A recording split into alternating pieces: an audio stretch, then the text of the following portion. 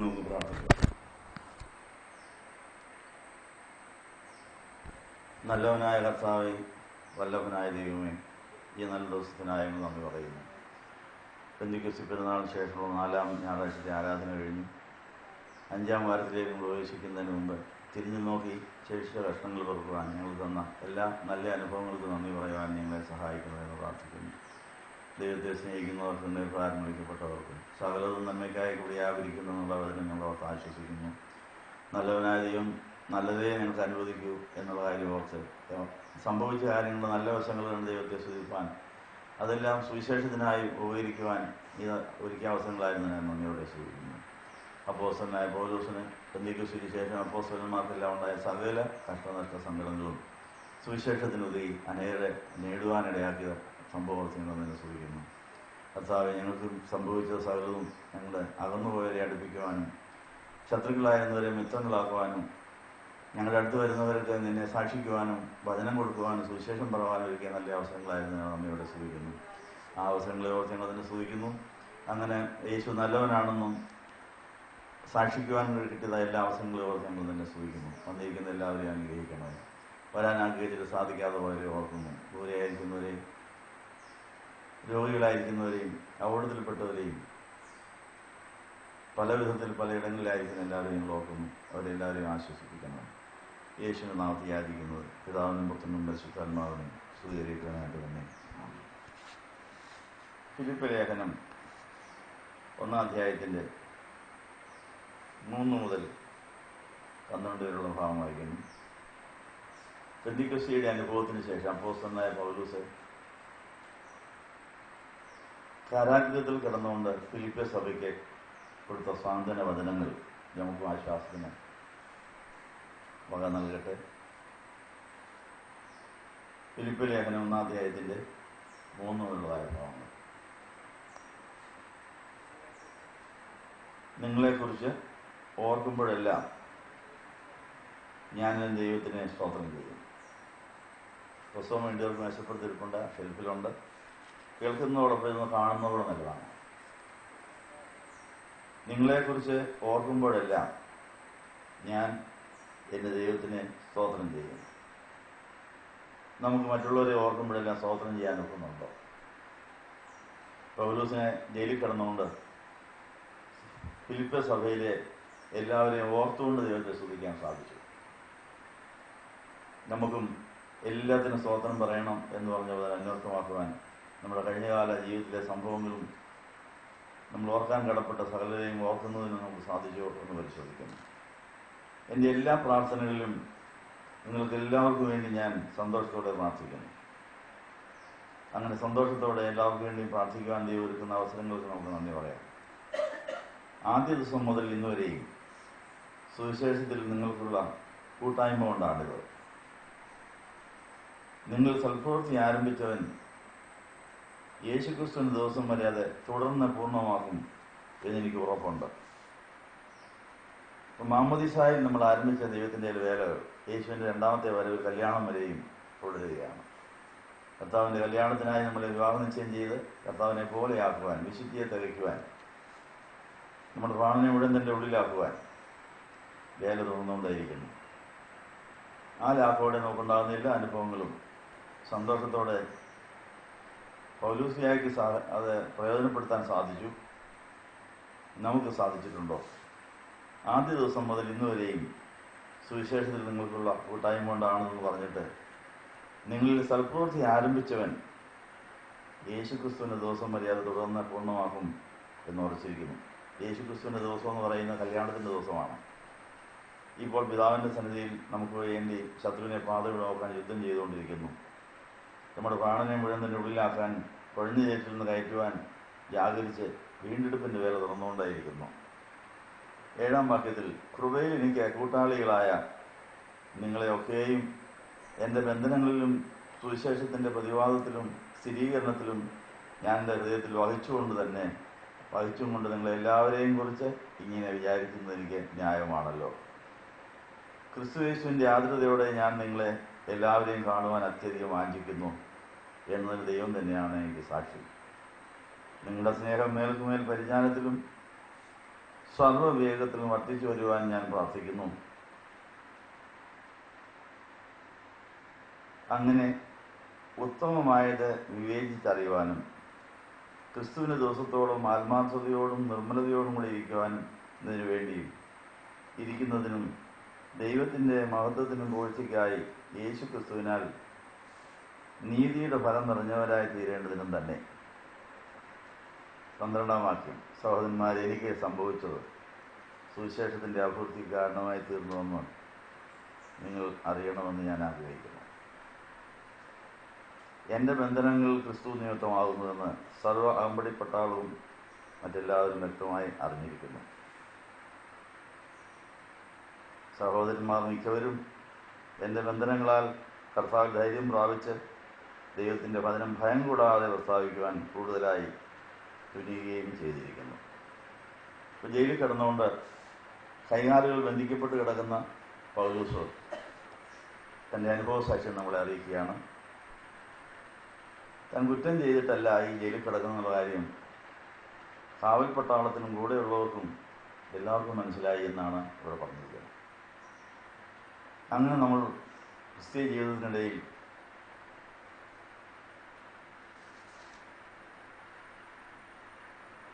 അങ്ങനെയുള്ള അനേക അനുഭവങ്ങളിലൂടെ കടന്നു പോകുന്നതും സുവിശേഷ വേലയ്ക്ക് ഉതകുന്നുണ്ടെന്നാണ് പറഞ്ഞത്.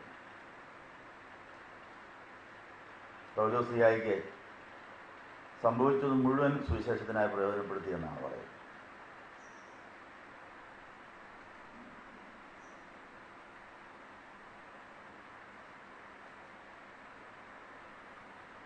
താൻ മറ്റൊരു ജയിലിൽ കിടക്കുന്ന സമയം കാരാഗൃഹ പ്രമാണി മാനസാന്തരപ്പെടുന്ന രംഗം നമ്മൾ കാണുന്നുണ്ട് അപ്പോസ്തല പ്രവൃത്തിയിൽ. കള്ളക്കേസിനാണ് അവിടെയും പിടിച്ചത്.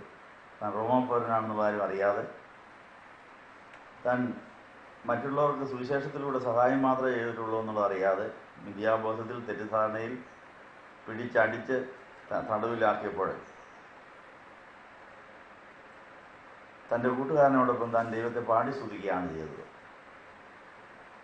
അപ്പോൾ വലിയ ഭൂകമ്പം ഉണ്ടായി. കാരാഗൃഹത്തിൻ്റെ വാതിലുകൾ തകർക്കപ്പെട്ട് അവിടെ ചങ്ങലകളെല്ലാം അഴിഞ്ഞ് അവർ സ്വതന്ത്രരായി അവർക്ക് വേണ്ടി ഓടിപ്പോകാമായിരുന്നു. പക്ഷേ അവരവിടെ തന്നെ നിന്ന് ആത്മഹത്യ ചെയ്യാനൊരുങ്ങിയ ജയിലധികാരിയെ സാന്ത്വനപ്പെടുത്തുകയാണ്. ഇനി ആത്മഹത്യ ചെയ്യേണ്ട, ഞങ്ങളിവിടെ തന്നെയുണ്ട് എന്ന് പറഞ്ഞ് അവർക്ക് സുവിശേഷം കൊടുക്കുകയാണ്. അവർക്ക് അരിഷ്ടതാവസ്ഥ ബോധ്യമായപ്പോൾ ഞങ്ങൾ രക്ഷപ്പെടാൻ എന്ത് ചെയ്യണമെന്ന് ചോദിച്ചവരുടെ കാൽക്കൽ വീഴുന്നു. അപ്പോൾ യേശു ക്രിസ്തുവിനെ വിശ്വസിച്ചാൽ നിങ്ങളുടെ കുടുംബം രക്ഷപ്പെടുമെന്നുള്ള സുവിശേഷം പറയുകയും ചെയ്തു. അതവർ വിശ്വസിച്ചു. പ്രത്യാശയോടെ ദൈവസ്നേഹത്തോടെ രക്ഷയുടെ വലിയ ആനന്ദം ആസ്വദിക്കുവാൻ ആ കുടുംബം മുഴുവൻ ആനന്ദിക്കാനിടയായി എന്നുള്ള കാര്യം അപ്പോസ്തല പ്രവൃത്തിയിൽ നമ്മൾ വായിക്കുന്നു. തല്ലിച്ചതച്ച ആ ജയിലധികാരി തന്നെ ആ ചതഞ്ഞടം സ്വാന്തനപ്പെടുത്തുവാൻ തിരുമ്മിക്കൊടുത്ത് മുറിവേറ്റതെല്ലാം മുറിവേറ്റി അങ്ങനെ മുറിവേൽപ്പിക്കുകയും മുറികെട്ടുകയും ചതയ്ക്കുകയും പൊറപ്പിക്കുകയും ചെയ്യുമെന്ന് പറഞ്ഞാൽ ഇയ്യോബിൻ്റെ പുസ്തകത്തിലെ വചനം അന്വർത്ഥമാക്കിക്കൊണ്ട് ജയിലധികാരിയിലൂടെ ദൈവം കൊടുത്തതായ അടിയും ചതവും ആ ആളിനെ കൊണ്ട് തന്നെ സൗഖ്യമാക്കുവാൻ കാരണമാക്കി അവരുടെ കുടുംബം രാത്രി മുഴുവൻ ആനന്ദിച്ചുമായിരുന്നു. അത് സുവിശേഷത്തിനായി തീർന്നു. ഈ അപ്പോസ്തലനായ പൗലോസിന് ഉണ്ടായ അപകടങ്ങളുടെ പറ്റിയ സ്വലിന്റെ ലേഖനത്തിൽ എഴുതിയിട്ടുണ്ട്. അതും തന്നെ സുവിശേഷത്തിനായിട്ട് പ്രയോജനപ്പെടുത്തിയെന്നാണ് പറയുന്നത്. എന്തെല്ലാം അപകടങ്ങളാണ് പൗലോസിനുണ്ടായത്. 2 കൊരിന്ത്യർ 11-ാം അധ്യായത്തിൽ എനിക്കുണ്ടായ അനുഭവങ്ങളൊരു പട്ടിക.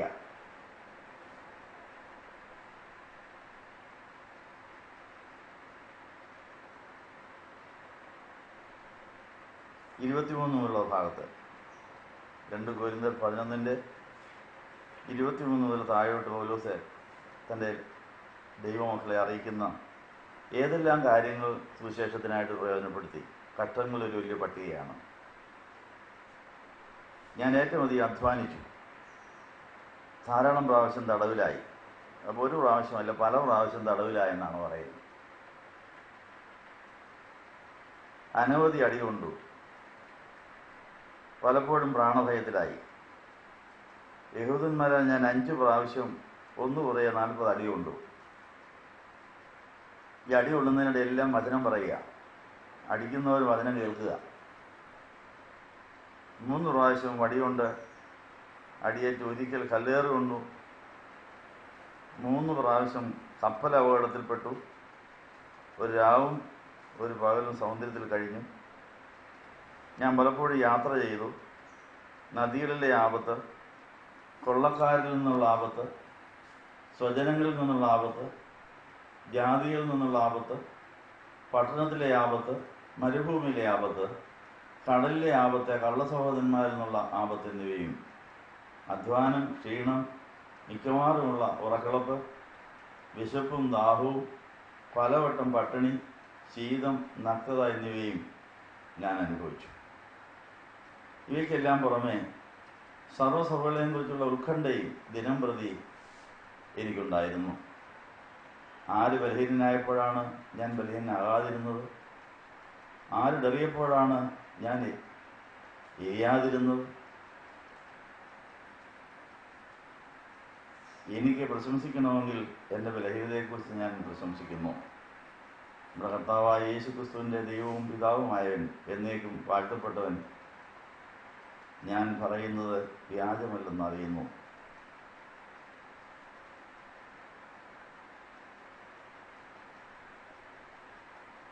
മാനസാന്തരപ്പെട്ട ശേഷം ദമസ്കോസിൽ താൻ കൂറുമാറിയ കാര്യം അറിഞ്ഞപ്പോഴേ, ക്രിസ്ത്യാനികളെ ഉപദ്രവിക്കുന്നയാൾ ക്രിസ്ത്യാനികളെ സഹായിക്കുന്നവരായി മാറിയെന്ന് അറിഞ്ഞപ്പോൾ അവിടെ ഒത്തിരി ശത്രുക്കളുണ്ടായി. ഈ 32-ാം വാക്യത്തിൽ ദമസ്കോസിലെ അരേദ രാജാവിൻ്റെ നാടുവാഴി എന്നെ പിടിക്കുവാൻ ദമസ്കു പട്ടണത്തിനെ കാവൽ നിർത്തി. എന്നാൽ അവർ എന്നെ ഒരു കുട്ടയിലാക്കി മതിലിലുള്ള ഒരു കിളിവാതിലൂടെ ഇറക്കി വിട്ടു. അങ്ങനെ ഞാൻ അവൻ്റെ കയ്യിൽ നിന്ന് രക്ഷപ്പെട്ടു. എന്തെല്ലാം അനുഭവങ്ങളാണ്! ഇതെല്ലാം അനേകരെ രക്ഷിക്കുന്നതിനും സുവിശേഷം കൊടുക്കുന്നതിനും ഉപയോഗിച്ചു. നമുക്ക് പെന്തിക്കോസ്ത് കഴിഞ്ഞിട്ട് 4 വാരവും കഴിഞ്ഞു. നമുക്കിത് വല്ലതും ഉണ്ടായിട്ടുണ്ടോ? ഉണ്ടായത് വല്ലതും സുവിശേഷത്തിന് ഉപയോഗിച്ചോ? ഏതായാലും നമുക്കെന്തെങ്കിലും അപകടം സംഭവിച്ചാൽ എല്ലാവരും ഓടിക്കൂടുമെന്നുള്ള വലിയൊരു നേട്ടമാണ്. എന്താ, അപ്രതീക്ഷിതമായ കരങ്ങളിലൂടെ ആയിരിക്കും സഹായം കിട്ടുന്നത്. ഒരു അപകടം ഉണ്ടാകുമ്പോൾ ദൈവം ആരുടെയെങ്കിലും കൈയോടെ കൊണ്ടുവരും. നമ്മളെ എടുക്കാനും ആശുപത്രിയിൽ കൊണ്ടുപോകാനും ശുശ്രൂഷിക്കാനൊക്കെ ദൈവത്തിൻ്റെ കാര്യം അവിടെ കാണുന്നു. എത്ര കരുതലോടെയാണ് ദൈവം നമ്മളെ വഴി നടത്തുന്നത് എന്നുള്ള കാര്യം നമുക്ക് തിരിച്ചറിയാൻ സാധിക്കും. നമ്മൾ രോഗികളായിട്ടോ അപകടത്തിൽപ്പെട്ടോ വിശ്രമിക്കുന്ന സമയം എല്ലാ ബന്ധുമിത്രാദികളും ശത്രുക്കൾ വരെയും വരാൻ സാധ്യതയുണ്ട്. അപ്പോൾ ദൈവം നമ്മളെ എങ്ങനെയാണ് വഴി നടത്തിയെന്നും ദൈവം നമ്മളെ എന്തെല്ലാം പഠിപ്പിച്ചുവെന്നും നമുക്ക് നല്ലതാണ് എണ്ണി പറയാൻ നല്ല അവസരമായിരുന്നു. നമുക്കങ്ങനെ കിടക്കയിൽ കിടന്ന സമയം, രോഗിയായ സമയം, അപകടത്തിൽപ്പെട്ട സമയം ആരുടെ സുവിശേഷം പറയാനൊക്കും? സുവിശേഷപരമായ നടപടികളിലേക്ക് ആനയിക്കപ്പെടുമോ എന്ന് മാമോദീസായിൽ നമ്മളെടുത്ത് പ്രതിജ്ഞ പാലിക്കാൻ നമ്മളെ കൊണ്ട് കഴിഞ്ഞില്ല. ഇനിയും വരും, അടുത്തും ബുക്ക് ചെയ്തു. ഇനിയും സംഭവിക്കാൻ പോകുന്ന എന്താണേലും സുവിശേഷത്തിനാണെന്ന് കാര്യം മറന്നുപോയെങ്കിൽ ഇനി ഒന്നുകൂടി അവസരം തരണം, സുവിശേഷം പറഞ്ഞോളാം, അനേകരെ നേടിക്കൊള്ളാം എന്ന് പറഞ്ഞാൽ കർത്താവ് അനേകരെ നമുക്ക് നേടാൻ അവസരം നൽകും. പിണങ്ങിയിരിക്കുന്ന അമ്മായിയമ്മയോ മരുമകളോ അയൽവക്കംകാരോ ഭർത്താവോ ഭാര്യയോ മക്കളോ എങ്ങനെയും അടുത്ത് വന്നു കിട്ടിയാൽ തക്കത്തിന് സുവിശേഷം പറയാൻ, നമ്മുടെ അനുഭവങ്ങൾ നിരത്തി വയ്ക്കുവാൻ ഒരു വിശ്വാസികളാക്കാൻ നമ്മളെ കൊണ്ട് കഴിഞ്ഞു. അങ്ങനെ ഒത്തിരി പേരുടെ ചരിത്രം പറയുന്നുണ്ട്. പിണങ്ങിയിരുന്നവർ ഇണങ്ങിയത് രോഗക്കിടക്കയിൽ. വിവാഹമോചനത്തിൻ്റെ വക്കിലെത്തിയ ഒരു കുടുംബത്തിലെ ഭർത്താവ് രോഗിയായി കിടന്നപ്പോൾ ഭാര്യ കാണാൻ വന്നപ്പോഴാണ് അവർ രണ്ടാമത് ചേരുന്നത്. കിണക്കം തീർന്നു, പ്രശ്നം തീർന്നു. അങ്ങനെ അനേക സംഭവങ്ങൾ പലരും പറയുന്നുണ്ട്. രോഗങ്ങൾ, നഷ്ടങ്ങൾ, കഷ്ടങ്ങൾ, സങ്കടങ്ങൾ, വ്യാകുലങ്ങൾ, അപകടങ്ങൾ മുതലായവ ദൈവവുമായുള്ള നമ്മുടെ ബന്ധവും മറ്റുള്ളവരുമായുള്ള ബന്ധം ഉറപ്പിക്കാനും വർദ്ധിപ്പിക്കാനും വളർത്താനുമാണെന്നുള്ള കാര്യം ചരിത്ര സത്യമാണ്. ചരിത്രം ഇന്നും ആവർത്തിച്ചുകൊണ്ടിരിക്കുന്നു. ഈ പശ്ചാത്തലത്തിൽ ഇന്നലെ വായിക്കേണ്ടിയിരുന്ന വേദഭാഗത്തിൽ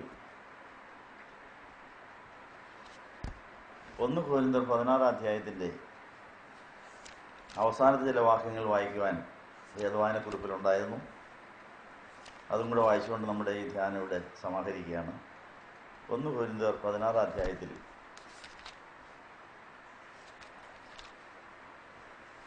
14 മുതലുള്ള വേദഭാഗം. നിങ്ങൾ ചെയ്യുന്നതെല്ലാം സ്നേഹത്തിൽ ചെയ്യുകയും. 16:14. സഹോദരന്മാരെ, സ്തെഫാനോസിന്റെ കുടുംബം ആഖായിലെ ആദ്യ ഫലമാകുന്നുവെന്നും അവർ വിശുദ്ധന്മാരുടെ ശുശ്രൂഷയ്ക്ക് തങ്ങളെ തന്നെ സമർപ്പിച്ചിരിക്കുന്നുവെന്നും നിങ്ങൾ അറിയുന്നുവല്ലോ. ഇങ്ങനെയുള്ളവർക്കും അവരോടുകൂടെ പ്രവർത്തിക്കുകയും അധ്വാനിക്കുകയും ചെയ്യുന്ന ഏവർക്കും നിങ്ങൾ കീഴ്പ്പെട്ടിരിക്കണമെന്ന് ഞാൻ നിങ്ങളെ പ്രബോധിപ്പിക്കുന്നു.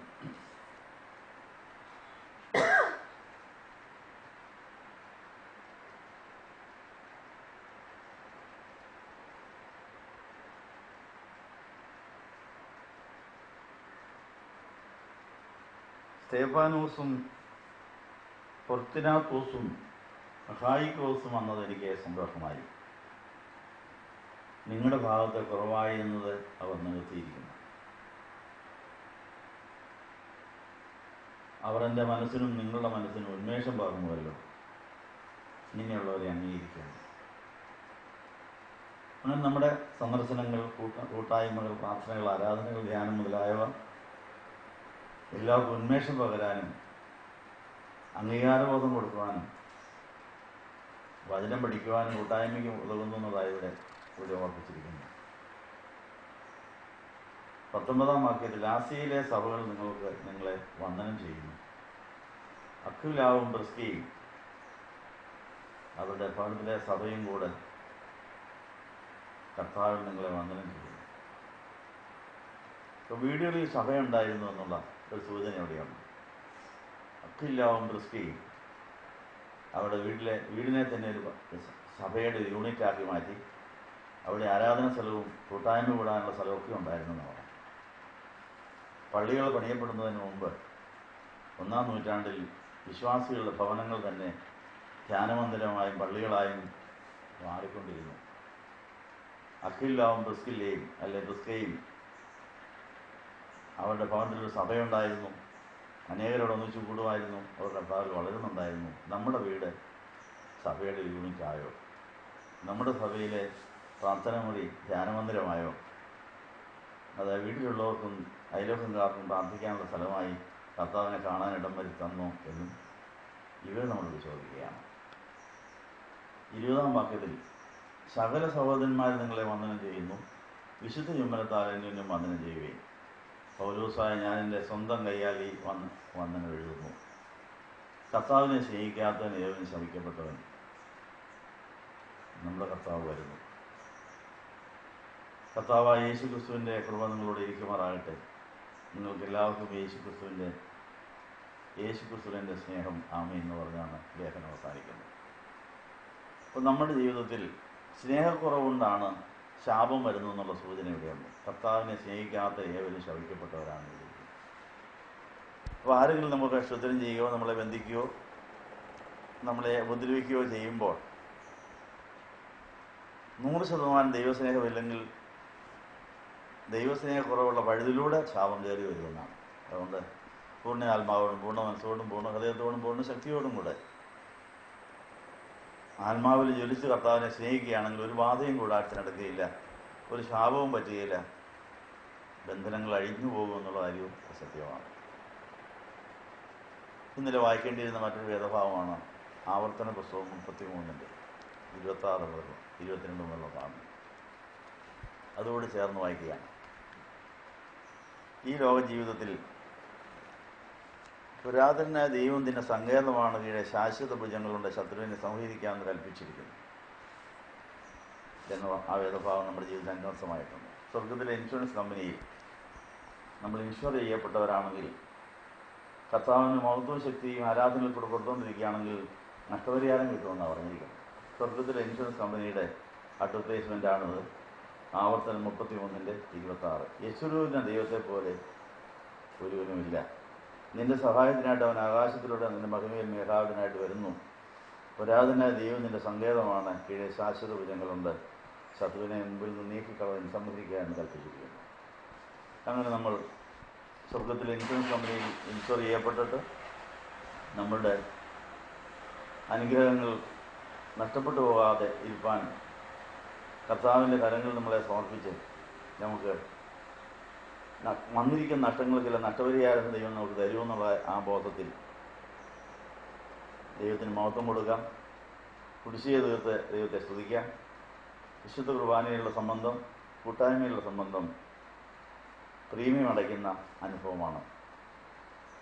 കർത്താവിന് മഹത്വ ശക്തിയും കൊടുത്താൽ സമാധാന ശക്തിയും തിരികെ കിട്ടും എന്ന് 29-ാം സങ്കീർത്തനം അന്വർത്ഥമാക്കിക്കൊണ്ട് നമ്മൾ ഇന്നത്തെ ഈ വചന പഠനം, ഈ ധ്യാനം, ഈ കൂട്ടായ്മ കുടിശ്ശിക തീർത്ത് സ്വർഗ ഇൻഷുറൻസ് കമ്പനിയിലേക്ക് നമ്മുടെ പ്രീമിയം അടച്ച് തീർത്ത് നമുക്ക് സംഭവിച്ചിരിക്കുന്ന എല്ലാ നഷ്ടകഷ്ടങ്ങളും, എല്ലാ സങ്കടങ്ങളും, എല്ലാ അപകടങ്ങളും നന്മയ്ക്കായി തീരുവാൻ, അത് സുവിശേഷത്തിന് ഉതകുവാൻ, അനേകരെ യേശുവിലേക്ക് ആകർഷിക്കുവാൻ മുഖാന്തരമാകണമെന്ന് പ്രാർത്ഥിക്കുന്നു. ഞങ്ങളെ സ്നേഹിക്കുന്ന ദൈവമേ, ഈ നല്ല ദിവസത്തിനായി ഞങ്ങൾ നന്ദി പറയുന്നു. വന്നിയാർന്ന എല്ലാവരെയും ഞങ്ങൾ ഓർക്കുന്നു. ഞങ്ങളുടെ കഴിഞ്ഞകാല ജീവിതത്തിൽ സംഭവിച്ച എല്ലാ കാര്യങ്ങളും യേശുവിനെ വളർത്തുവാനും തലയായ ക്രിസ്തുവിനോളം വളരുവാനും ക്രിസ്തുവിനെ സാക്ഷിക്കുവാനും അനേരെ നേടുവാനും നീ ഒരുക്കിയ അവസരങ്ങളായിരുന്നു. ഞാൻ നന്ദിയോടെ സ്തുതിക്കുന്നു. വരാമായിരുന്ന മരണകരമായ അപകടത്തിൽ നീ നീക്കുപോക്ക് തന്നു. 68-ാം സങ്കീർത്തനത്തിൽ മരണത്തിൽ നിന്നുള്ള നീക്കുപോക്ക് യഹോവയ്ക്കുള്ളതാകയാൽ ഞങ്ങൾ നിന്നെ സ്തുതിക്കുന്നു എന്ന് പറയുന്നു. കർത്താവെ, ഞങ്ങൾക്ക് സംഭവിക്കാമായിരുന്ന വലിയ അപകടം കൊച്ചായിട്ട് കുറച്ചിട്ട് നിന്റെ കരങ്ങൾ കാണുവാനും നിന്റെ കരുതൽ കാണുവാനും നിന്റെ സ്നേഹം കാണുവാനും നിന്റെ കരുതൽ തിരിച്ചറിയുവാനും നീ ഒരുക്കിയ അവസരങ്ങളാക്കി നിന്നെ മാറ്റി ഞാൻ നന്ദി പറയുന്നു. കർത്താവെ, വന്ന് എല്ലാവരെയും അനുഗ്രഹിക്കണമേ. അപകടത്തിൽപ്പെട്ട് വേദന അനുഭവിക്കുന്നവരെയും വിശ്രമിക്കുന്നവരെയും ചികിത്സയിലായിരിക്കുന്ന എല്ലാവരെയും, എല്ലാ ആശുപത്രിയിലുള്ളവരെയും വീടുകളിലായിരിക്കുന്നവരെയും ഒക്കെ ഞങ്ങൾ ഓർക്കുന്നു. അവരെല്ലാം അവിടുന്ന് ആശ്വസിപ്പിക്കണേ, സ്വാന്തനിപ്പിക്കണമേ. യേശുവിൻ്റെ നാമത്തിൽ യാചിക്കുന്നത് പിതാവിനും പുത്രനും പരിശുദ്ധാത്മാവിനും സ്തുതി അറിയിക്കുവാനായിട്ട് തന്നെ.